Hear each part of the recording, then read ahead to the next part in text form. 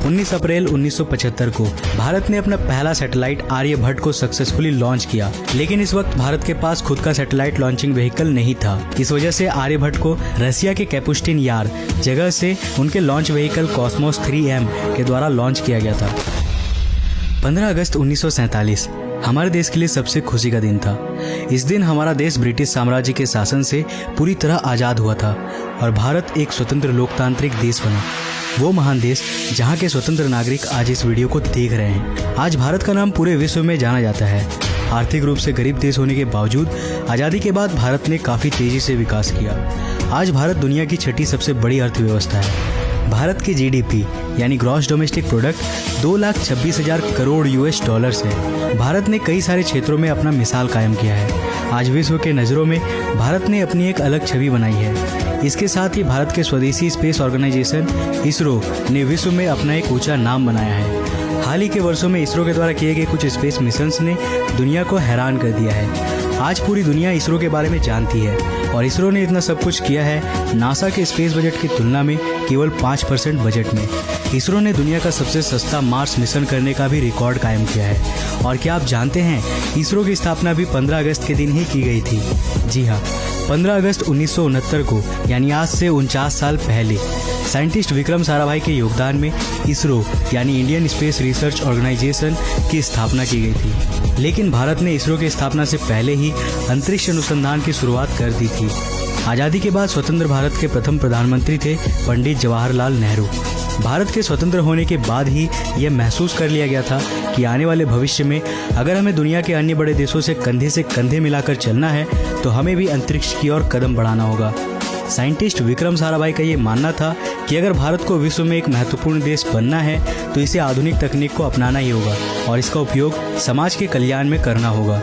तो इस वजह से साल 1961 में भारत के प्रथम प्रधानमंत्री पंडित जवाहरलाल नेहरू ने भारतीय अंतरिक्ष अनुसंधान का जिम्मा डिपार्टमेंट ऑफ एटॉमिक एनर्जी यानी भारतीय परमाणु ऊर्जा विभाग को सौंप दिया, जिसके फाउंडिंग डायरेक्टर थे न्यूक्लियर फिजिसिस्ट होमी जहांगीर भाभा। होमी जहांगीर भाभा को इंडियन न्यूक्लियर प्रोग्राम का पिता भी कहा जाता है। तो यहाँ से भारत के स्पेस रेस की शुरुआत हुई। इसके बाद भारतीय अंतरिक्ष कार्यक्रम को और बढ़ाने के लिए साल 1962 में इंडियन साइंटिस्ट विक्रम साराभाई ने डॉक्टर होमी भाभा के साथ मिलकर एक कमेटी तैयार की, जिसका नाम था इंकोस्पार यानी Indian national committee for space research, और इसके चेयरमैन विक्रम साराभाई बने। इंकोस्पार ने साउदर्न इंडिया के ठुम्बा में ठुम्बा इक्वेटोरियल रॉकेट लॉन्चिंग स्टेशन बनाया, जहां से 21 नवंबर 1963 में इंडिया ने पहली बार US द्वारा बनाए गए नाइकी अपाची रॉकेट को सफलतापूर्वक लॉन्च किया। बाद में ठुम्बा के इस रॉकेट लॉन्चिंग स्टेशन का नाम बदलकर विक्रम साराभाई स्पेस सेंटर रख दिया गया। इसके बाद इंडिया के स्पेस प्रोग्राम को और बढ़ावा मिला। फिर 15 अगस्त 1969 को इंडियन स्पेस प्रोग्राम को भारतीय परमाणु ऊर्जा विभाग से निकालकर एक स्वतंत्र सरकारी विभाग बना दिया गया, जिसका नाम रखा गया इसरो यानी Indian space research organisation. ISRO के प्रथम अध्यक्ष यानी चेयरमैन थे Indian aerospace engineer Satish Dhawan. 20 नवंबर 1967 को इसरो ने भारत में बनाए गए पहले साउंडिंग रॉकेट रोहिणी 75 को लॉन्च किया। लेकिन क्या आप जानते हैं हमारे इस रॉकेट को साइकिल और बैलगाड़ी में लाद कर ले जाया गया था। 19 अप्रैल 1975 को भारत ने अपना पहला सैटेलाइट आर्यभट्ट को सक्सेसफुली लॉन्च किया, लेकिन इस वक्त भारत के पास खुद का सैटेलाइट लॉन्चिंग व्हीकल नहीं था। इस वजह से आर्यभट्ट को रसिया के कैपुस्टिन यार जगह से उनके लॉन्च व्हीकल कॉस्मोस 3M के द्वारा लॉन्च किया गया था। इसके बाद इंडिया ने खुद के SLV यानी सैटेलाइट लॉन्चिंग व्हीकल को बनाने पर जोर दिया और फिर अगस्त 1979 तक इंडिया ने खुद का लॉन्च व्हीकल बना ही लिया, और इसे बनाने में सबसे बड़ा योगदान था डॉक्टर APJ अब्दुल कलाम का, जिन्हें हम मिसाइल मैन के नाम से भी जानते हैं। इस SLV जिसका नाम था SLV-3 को 10 अगस्त 1979 में श्रीहरिकोटा के सतीश धवन स्पेस सेंटर से टेस्ट किया गया था, परंतु भारत का ये पहला SLV लॉन्च फेल हो गया था।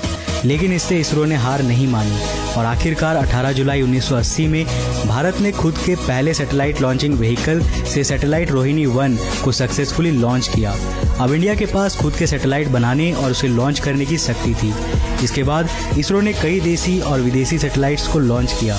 अब इसरो के पास मुख्य रूप से 2 प्रकार के लॉन्चिंग व्हीकल्स थे। पहला पोलर सैटेलाइट लॉन्च व्हीकल यानी PSLV, सैटेलाइट्स को पोलर ऑर्बिट में लॉन्च करने के लिए, और दूसरा geosynchronous satellite launch vehicle, satellites को जियो स्टेशनरी ऑर्बिट में लॉन्च करने के लिए।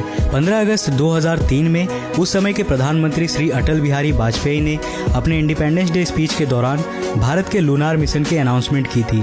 ये मिशन इसरो के लिए एक बहुत बड़ा मिशन था, क्योंकि ये इसरो का पहला मिशन था जो अर्थ के ऑर्बिट के बाहर मून एक्सप्लोरेशन के लिए किया जाने वाला था।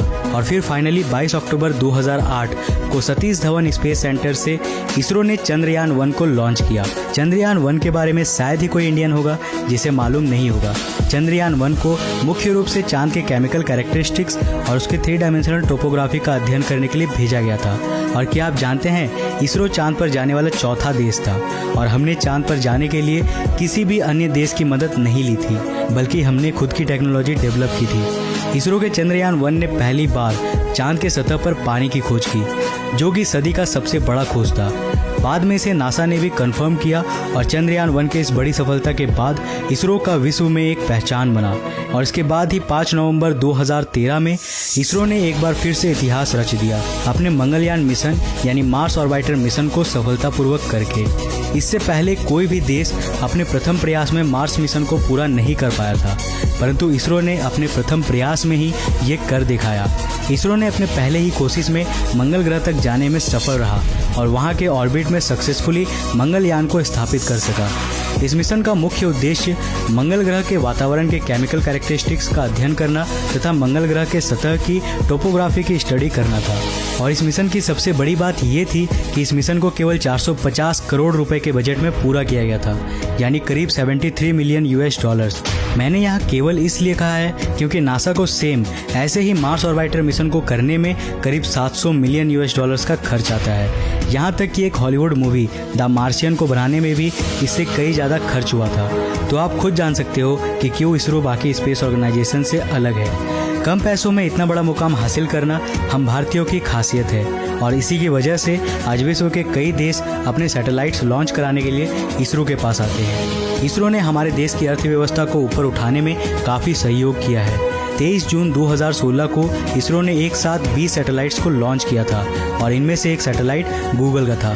इसके कुछ महीने बाद ही 8 सितंबर 2016 को इसरो ने एक Indian weather satellite INSAT 3DR को सक्सेसफुली लॉन्च किया। यह सैटेलाइट दूसरा सबसे भारी भरकम सैटेलाइट था, जिसका वजन 2211 किलोग्राम का था। एक साल में लगातार 2 बार सैटेलाइट्स लॉन्च करने के बाद इसके अगले ही साल में इसरो ने एक बार फिर से इतिहास रच डाला। इसरो की ये खासियत है कि महंगे ऑपरेशंस को सबसे सस्ते में और पूरी सफलतापूर्वक अंजाम देना। इसके साथ ही इसरो जल्द ही अपना खुद का GPS सिस्टम भी शुरू करने वाला है, जिसकी सुविधा आने वाले कुछ सालों में ही सभी भारतीय नागरिकों को मुहैया कराई जाएगी। इसरो ने इसका नाम दिया है IRNSS यानी Indian regional navigation satellite system. और ये स्वदेशी नेविगेशन सिस्टम इतना एक्यूरेट होगा कि ये किसी भी ऑब्जेक्ट को उसके 10 मीटर के रेंज में पिन पॉइंट कर पाएगा। आज भारत ने काफ़ी लंबा सफ़र तय करके खुद को एक ऊंचे मुकाम पर उठा पाया है। और क्या आप जानते हैं, इसरो में काम करने वाले अधिकांश साइंटिस्ट्स के पास केवल BSc और MSc जैसी साधारण डिग्रियां हैं, लेकिन इनके अंदर हमेशा सीखते रहने और कुछ नया कर दिखाने का जज्बा ही है जो इसरो को महान बनाता है। इसरो की कहानी यही खत्म नहीं होती है। इसरो आने वाले भविष्य में और भी कई सारे स्पेस मिशंस करने वाला है और कई मैन्ड स्पेस मिशंस को भी अंजाम देने वाला है।